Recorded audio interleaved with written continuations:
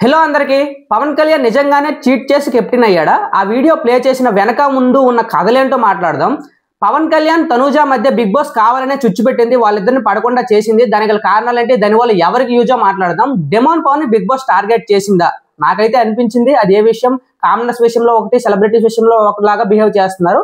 So అన్ని మాట్లాడుకునే ముందు వీడియోని అయితే లైక్ చేయండి. మీ ఒక్క లైక్ నాకు చాలా సపోర్ట్ చేస్తుంది అనమాట. సో మీ ఒక్క లైక్ నాకు చాలా అవసరం. Please like the video. ఇంకా విషయానికి వస్తే, కెప్టెన్సీ టాస్క్ గెలిచిన తర్వాత పవన్ కళ్యాణ్ ని అలా వీడియో ప్లే చేసి కావాలనే బిగ్ బాస్ తనకున్న అన్ఫెయిర్ ని బయట తీయాలని చూపించింది.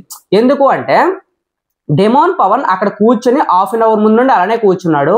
ముందు దివ్య రామురాతోని సెలెక్ట్ చేసినప్పుడు కూడా డెమోన్ పవన్ అలానే కూర్చున్నాడు. కాల్ని అలానే బర్నీ వైపునే చూపిస్తూ కూర్చున్నాడు అనమాట.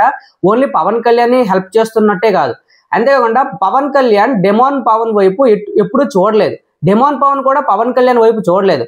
పవన్ కళ్యాణ్ డిసిషన్ తీసుకునే ముందు 5 minutes అయితే వెయిట్ చేశాడు. ఈ 5 minutes లో 1 or 2 times చూశాడు డెమోన్ పవన్ వైపు. మీరు లైవ్ చూస్తే మీకు అర్థమవుద్ది. ఒకవేళ తను చెప్పాలి వాళ్ళిద్దరు ముందే ప్లాన్ తీసుకున్నారంటే, దానికంటే ముందు వీళ్ళిద్దరు ఎక్కడైనా మాట్లాడుకున్నారా? వాళ్ళిద్దరికి ముందు పడుతుందా? వాళ్ళిద్దరికి మొన్న జరిగిన కెప్టెన్సీ టాస్క్ నుండి ఇప్పటి వరకు సరైన మాటలు లేవు, నమ్మకం కూడా లేదు. ఇప్పుడు డెమోన్ పవన్ అటు చూపిస్తే పవన్ కళ్యాణ్ ఎందుకు గుడ్డిగా నమ్మేస్తాడు? నమ్మడు కదా.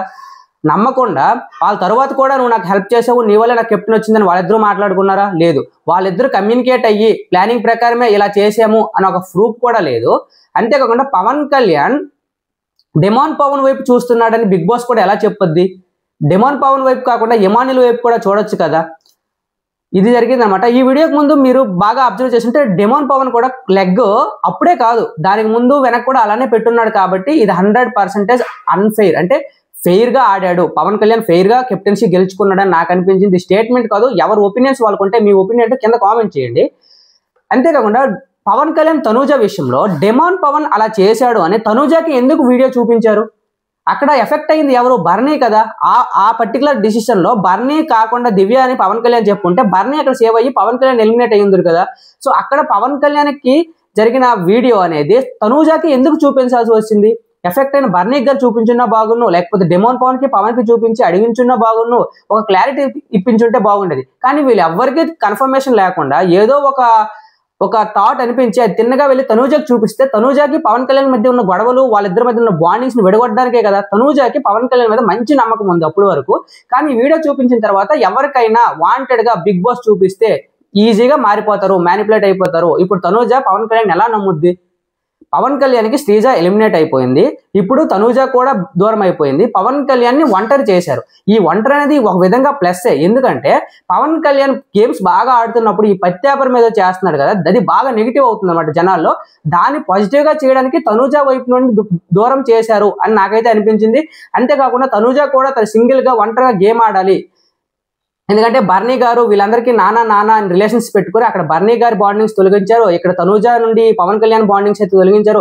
ఈ విధంగా తనూజగా సెపరేట్ చేశారు, పవన్ కళ్యాణ్ గారు సెపరేట్ చేశారు అనిపించింది. అంతేకాకుండా ఇప్పటి వరకు వీళ్ళిద్దరూ టాప్ ఓటింగ్ లో ఉన్నారు. వీళ్ళిద్దరూ టాప్ ఓటింగ్ లో ఉన్నప్పుడు వీళ్ళిద్దరి మీద రైవలరీ ఉంటే సీజన్ హిట్ అవుద్ది.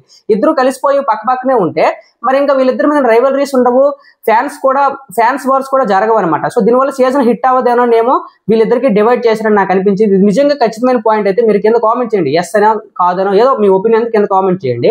ఇంకా డెమోన్ పవన్ రీతు విషయానికి వస్తే, అక్కడ టాస్క్ అనేది చాలా కష్టపడి ఆడుతున్నారు. ఆ డెమోన్ పవన్ రీతు ఆ టాస్క్ గెలుచుంటే నిజంగా వాళ్ళు డేంజర్ జోన్ నుండి సేఫ్ జోన్కి వచ్చేవారు.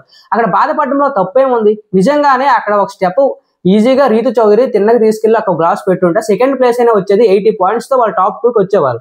కానీ అక్కడ అలా జరగలేదే. అప్పుడు ఎవరికైనా బాధ ఉంటుంది కదా, చిన్న మిస్టేక్ వల్ల ఎంతో పెద్ద డేంజర్ జోక్ వెళ్ళిపోయేవాళ్ళు. సో అక్కడ బాధపడడంలో తప్పేముంది? ఆ బాధపడడానికి రీతు చౌదరి ఏదో చేసింది, నువ్వు బాధపడుతూ మబ్బు ముఖం పెట్టుకున్న కూర్చున్నావు అనే మాటలు ఎంతవరకు కరెక్ట్? అదే తనూజ అండ్ పవన్ కళ్యాణ్ విషయంలో బ్యాలెన్సింగ్ టాస్క్ ఉంది కదా, రోప్ బ్యాలెన్సింగ్ టాస్క్ లో కింద పడిపోగానే తనూజ పవన్ కళ్యాణ్ చాలా మాటలు అంటుంది. తప్పు ఉప్పు పక్కన పెడితే చాలా మాటలు అంటుంది.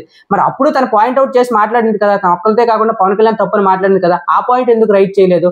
ఇక్కడ వీడియోస్ అన్ని సెలబ్రిటీస్ కాకుండా ఓన్లీ కామనర్స్ నే పిన్ టు పిన్ పాయింట్స్ అనేవి ప్లే చేసి చూపిస్తున్నారు, కానీ సెలబ్రేట్ చేసిన తప్పులు ఏవి చూపించట్లేదు.